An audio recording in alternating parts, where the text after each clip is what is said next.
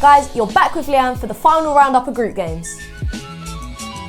Starting with Group A, France just scraped past Nigeria thanks to Wendy Renard's third goal of the tournament from the penalty spot. She missed the pen initially, but the Nigerian keeper was off her line and she got the chance to redeem herself when she stepped up and touched the pen away. This caused major outrage from the Nigerian team, who protested that the penalty shouldn't have been taken again as the initial pen was put wide and not saved. Norway vs Korea was the other game in the group. Now, Norway struck first blood when they got a penalty in the 5th minute, which Caroline Hansen converted. Hansen won Norway their second penalty of the game, but was unable to continue, so Holofsen stepped up, doubling their advantage. Korea didn't give up and pulled a goal back through Yo Min-ji with 12 minutes to go after some clever play in the box. We'll definitely see France and Norway in the last 16.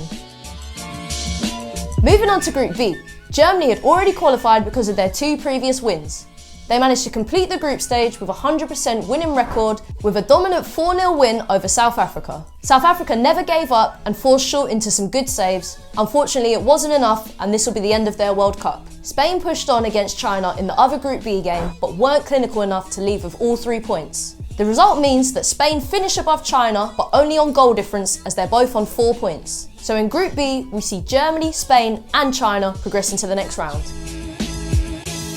Group C continued to be as entertaining as ever with a tense end-to-end game between Brazil and Italy. Brazil came out on top thanks to Marta scoring a penalty in the second half. This goal makes her the all-time leading goal scorer in men's and women's World Cup history.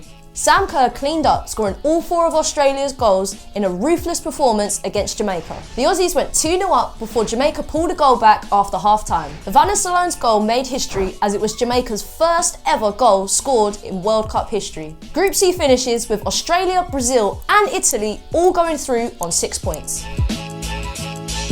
Group D finished with England taking maximum points from a group stage for the first time in World Cup history. Clinical finishes in the first and last 10 minutes from Ellen White were enough to give England the win, even though Japan put them under a lot of pressure and created a lot of chances in the second half. We were treated to a real thriller in the Scotland-Argentina game, but Argentina didn't give up, completing a 15-minute comeback to prevent Scotland from progressing from the group stage, with 2 goals in 5 minutes from Menendez and an own goal from the Scottish keeper Alexander.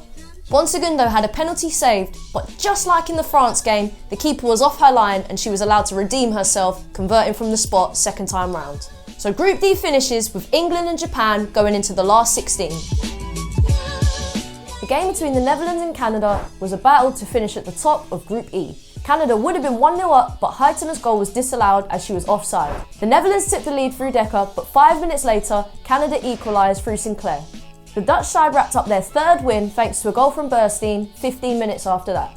Cameroon picked up their first tournament win against New Zealand to progress to the last 16. 2 very well taken goals from Ajara and Shu, either side of an unfortunate own goal, made sure that they progressed to the last 16. Group E finishes with the Netherlands top of the bunch, being joined in the last 16 by Canada and Cameroon.